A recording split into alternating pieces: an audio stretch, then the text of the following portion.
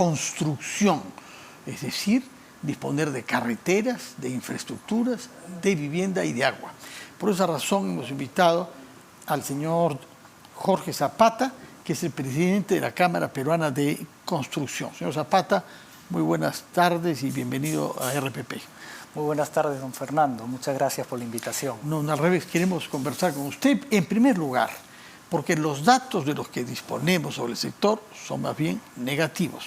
Hay una caída de la inversión en este sector y se miden a través de uno de los indicadores que se usa como anticipador de lo que va a pasar en la economía, que es la compra de cemento. Estamos ante una caída de la compra de cemento en el Perú. ¿Qué está pasando, señor? Está pasando algo muy sencillo. Estamos viviendo la falta de inversiones del sector privado. Es decir, no se han abierto proyectos mineros importantes, hay algunas ampliaciones de proyectos mineros, pero no como años anteriores. Otro tipo de inversiones privadas como centros comerciales, oficinas, están muy detenidos. La vivienda viene soportando, pero tampoco viene como años anteriores.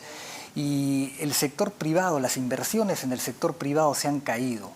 El sector público quiere un poco compensar esta situación y se tienen presupuestos porque los años anteriores han habido buenas recaudaciones y se le han asignado presupuestos al gobierno central, a las regiones y a las municipalidades, pero tenemos lamentablemente el problema de siempre, que no ejecutamos la totalidad de los presupuestos, ¿no? Entonces, la obra pública no llega a compensar la falta de inversiones en el sector privado. ¿Y la obra pública aumenta, se mantiene o está también en caída? No, ha aumentado la obra pública porque hay mayores presupuestos, pero curiosamente vamos a llegar a los mismos porcentajes de ejecución a fin de año que los años anteriores, porque el movimiento o la ejecución que se ve hasta ahora llega a los mismos porcentajes, ¿no? Quiere decir que vamos a llegar a un 65% de ejecución, más o menos. Solo 65, menos de 2/3 partes. Exactamente. ¿Por qué no se logra ejecutar? ¿Qué es lo que traba en el Perú la inversión cuando el dinero existe? A ver, hay varios factores, ¿no? Uno son malos expedientes, eso ya lo hemos repetido en Capeco hasta el cansancio. No podemos seguir sacando obras sin tener un expediente bien hecho. ¿Por qué los expedientes están mal hechos? Primero porque gastamos muy poco en los expedientes técnicos.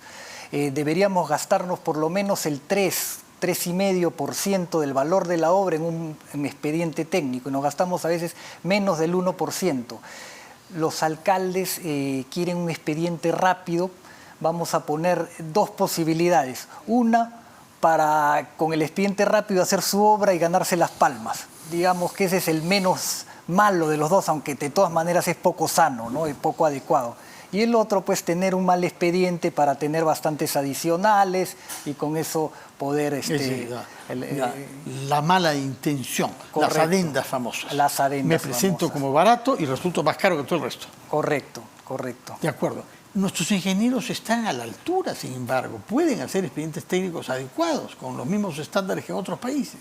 Pero por supuesto, la ingeniería peruana ha tenido grandes desafíos y los ha llevado a cumplir, ¿no? Hacer un ferrocarril central en los años, ¿no? Eso es del siglo XIX, ¿no? Entre 1872 y bueno, se terminó ya en el siglo XX.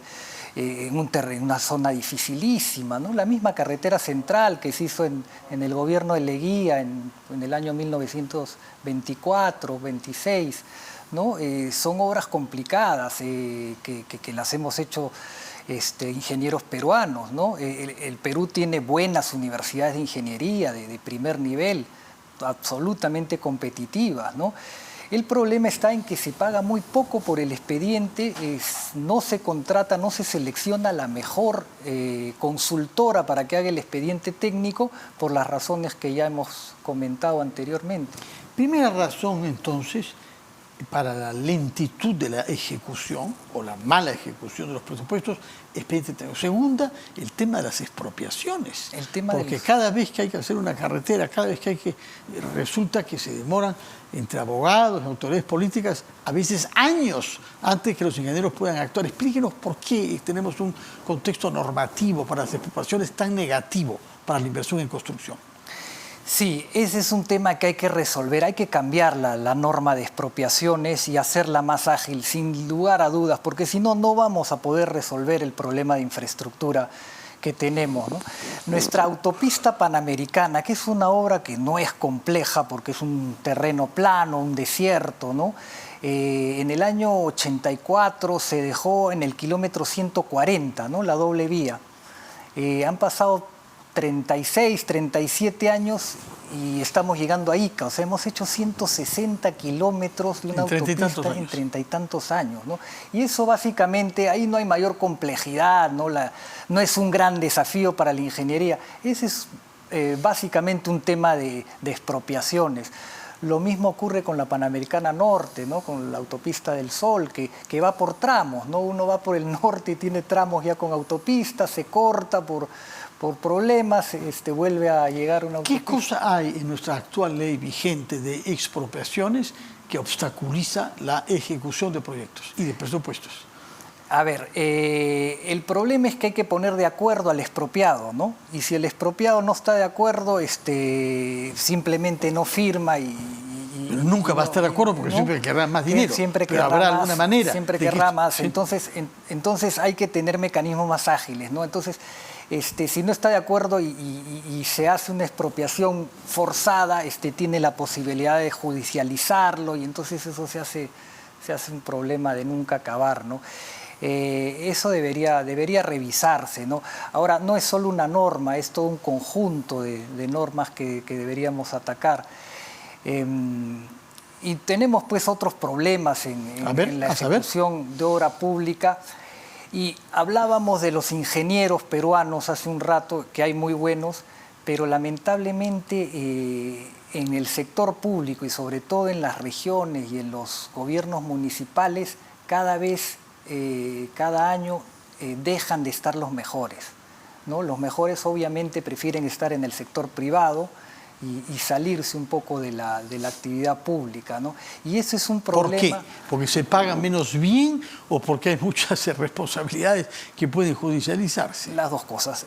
Evidentemente se paga menos y se asumen más responsabilidades, ¿no? Entonces uno con un sueldo menor está pues en la mira y sujeto pues a sanciones, a investigaciones, a la intervención de Contraloría, que a ningún empleado público le gusta, obviamente, y si eso escala, pues a una denuncia ya en ámbito judicial, ¿no? Y entonces, eso espanta a los buenos ingenieros, a los buenos profesionales, que además ganan más en otros sitios. Y ese es un problema terrible que tenemos, que se intentó solucionar a través de este sistema Servir y de este organismo Servir.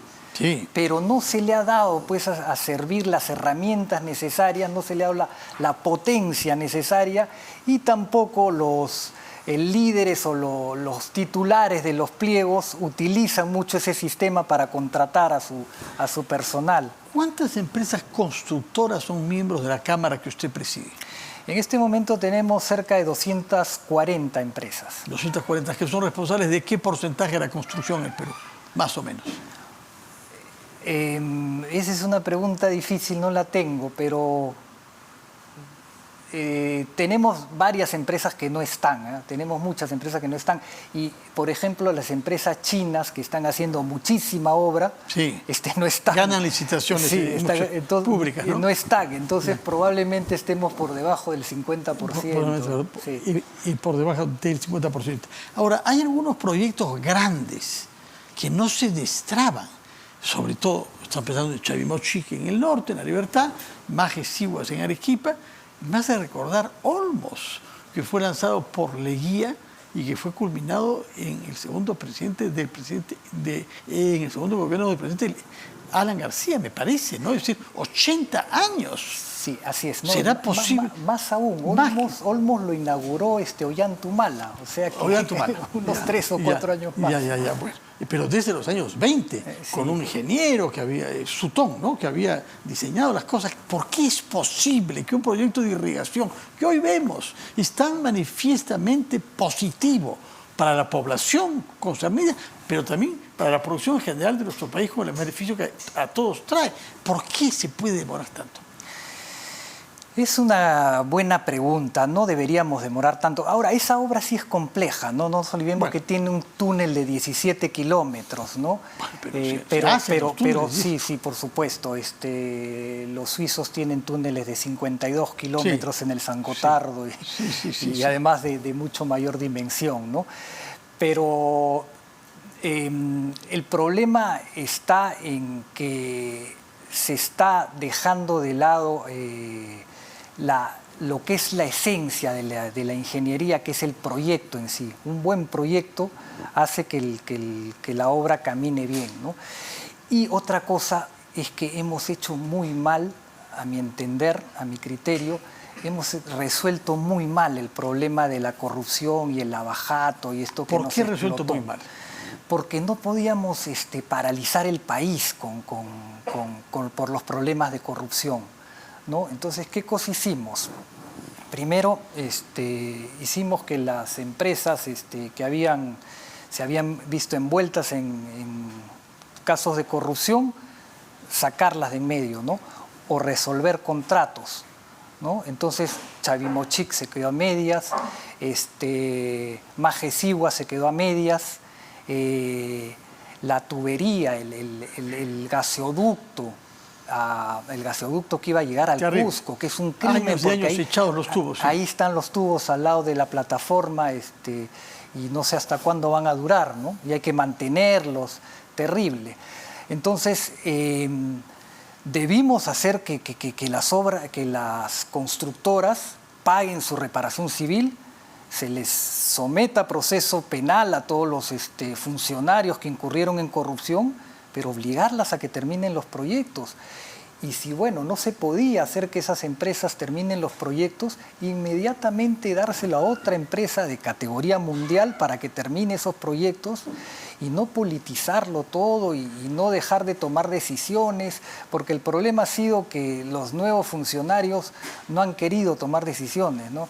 Lo de Majesiguas, pues, se ha intentado resolver en varias oportunidades y siempre ha fracasado. Lo de Chavimochic es otro drama, ¿no? La represa Palo Redondo se está deteriorando porque no se ha terminado de construir, nadie le da mantenimiento y son obras pues que han costado muchísima plata, ¿no? ¿Qué han hecho ustedes como Cámara para restablecer la confianza de la población en las empresas constructoras? Nos ha dicho que se ha expulsado, se ha separado de la Cámara a las empresas que hayan incurrido manifiestamente en casos de corrupción, tanto más que algunas que lo han confesado. Pero han adoptado también un código de ética y medidas de compliance o cumplimiento. Explíquenos en qué consiste este concepto que se usa a veces en inglés, pero que a usted le gusta llamar en castellano cumplimiento. Por favor, ¿qué normas han adoptado ustedes para que los que sean miembros de la Cámara de Comercio de la construcción que usted preside, merezcan la confianza de nuestros ciudadanos? Sí, nosotros tenemos no solo como Cámara un compliance, nosotros tenemos una serie de requisitos hoy día para admitir a una empresa y un código de ética y una normatividad de comportamiento, pero no solo eso, sino que queremos y estamos implementando que las propias empresas tengan sus compliance, ¿no? Eso es un proceso porque las empresas muy grandes, las empresas transnacionales y las grandes empresas ya lo van adoptando, pero las empresas medianas y pequeñas se van a demorar un poco más, ¿no? De hecho, ahora las empresas que tienen que ingresar a Capeco y que tienen un volumen de facturación importante, se les exige todos esos requisitos, ¿no? Y por supuesto estamos muy vigilantes de que las empresas se comporten éticamente, ¿no? Y hacemos conferencias y siempre tratamos de estimular de que haya un comportamiento ético absoluto, ¿no? Estos problemas de corrupción hacen muchísimo daño, lo hablamos hace un momento, la corrupción per se hace muchísimo daño, ¿no? Pero esos problemas de corrupción generan un círculo vicioso. ¿En qué sentido? Que a más corrupción, más trabas, porque creemos que con normas frenamos la corrupción. Entonces las normas las hacemos más engorrosas, más complicadas, con más requisitos cada vez, y el funcionario se le hace más difícil hacer su trabajo con tanta normatividad y tan encajonado, ¿no? Entonces todo lo que estamos viendo en parte es porque cada vez es más difícil hacer obra pública, no solo para el constructor, sino para el que lleva a cabo el proceso de selección y para la entidad que finalmente tiene que convocar y llevar a cabo el proceso de selección, ejecutar la obra, recepcionarla, y etcétera, ¿no? Entonces, tenemos que flexibilizar las normas.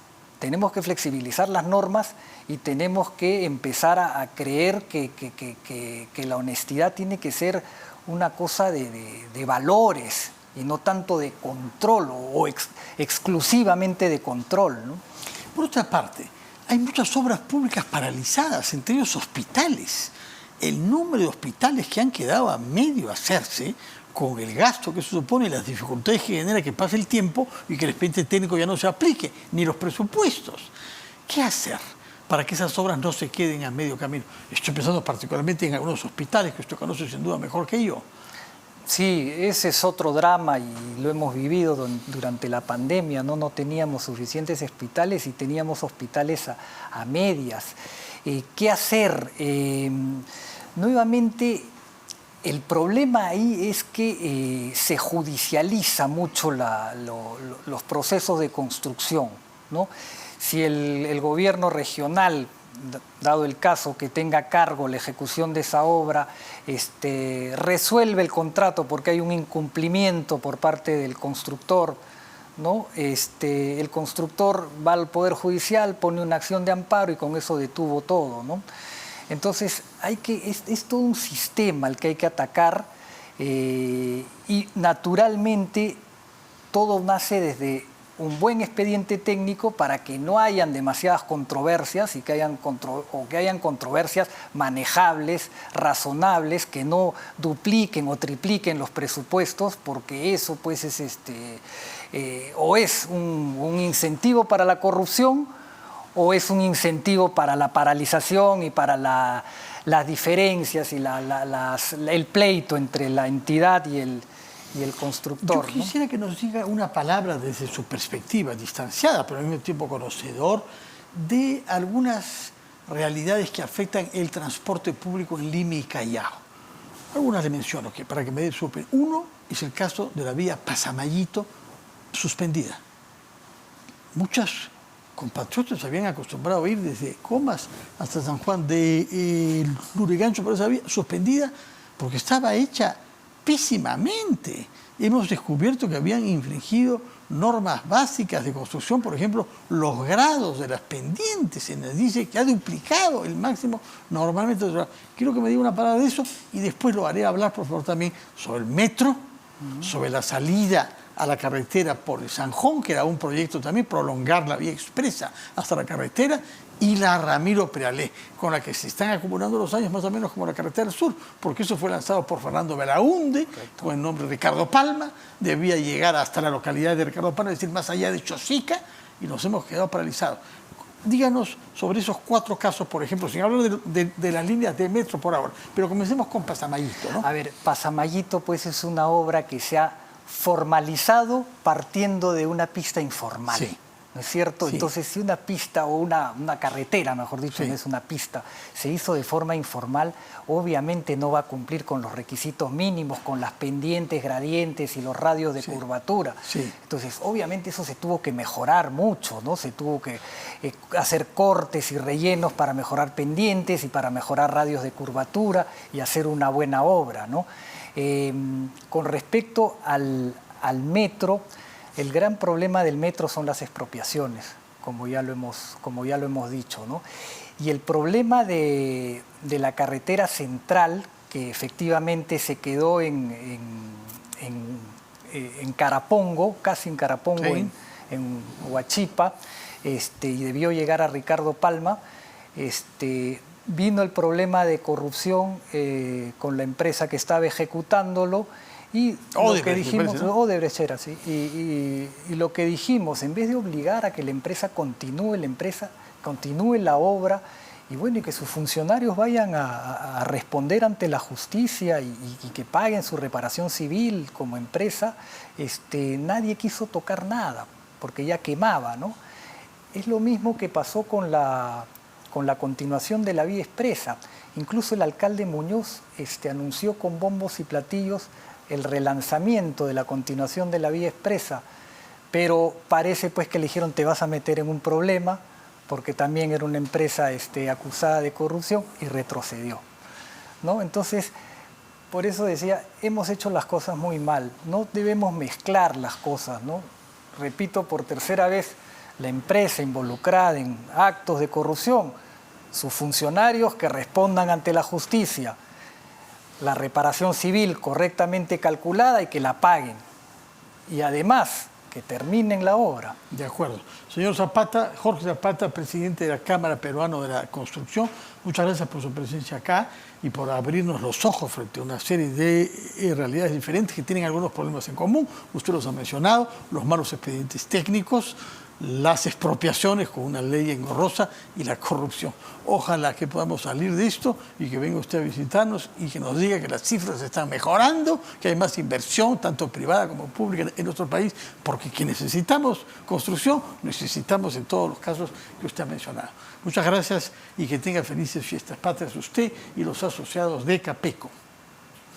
Vamos a hacer una pausa y retomamos inmediatamente.